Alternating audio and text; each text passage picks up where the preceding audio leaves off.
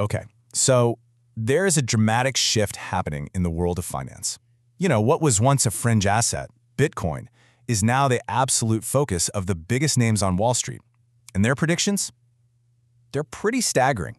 What if one Bitcoin could be worth this much? $53 million. It sounds almost impossible, I know, but that's a real, long-term prediction from a major Wall Street firm, VanEck. So how do we possibly get there? Well, the argument from crypto bulls is that Wall Street's recent moves aren't just another trend, they're a complete game changer for Bitcoin's price. And look, this isn't just one firm's wild speculation. The source material we're digging into shows a whole wave of the biggest names in finance making huge moves into Bitcoin. We're talking about a potential new era for this asset. And the list of who's involved, it's basically a roll call of financial titans.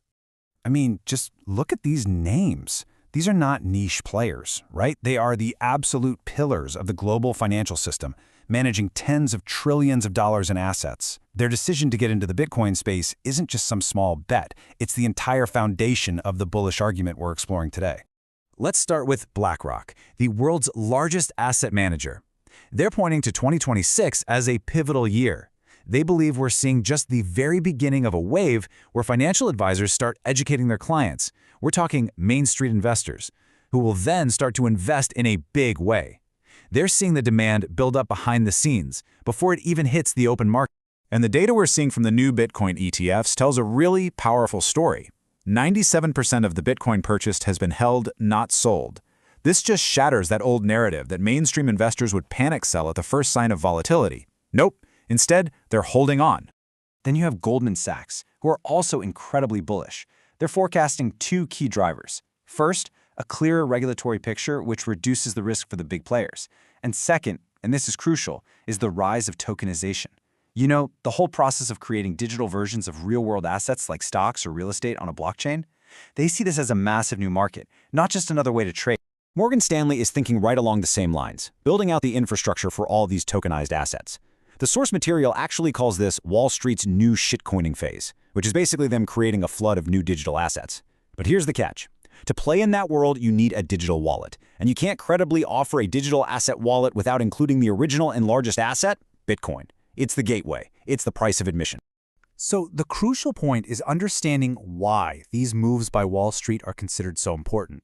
The argument that's presented in the source material is built around a central economic theory that they call the supply shock. Now, this isn't about your normal daily price swings. The theory is that as these massive institutions consistently buy more Bitcoin than is being mined or sold, the amount available on exchanges it dries up. And this sets the stage for a sudden, dramatic, even violent price move when all that demand can no longer be met by the available supply. This represents a fundamental change in the market's entire character.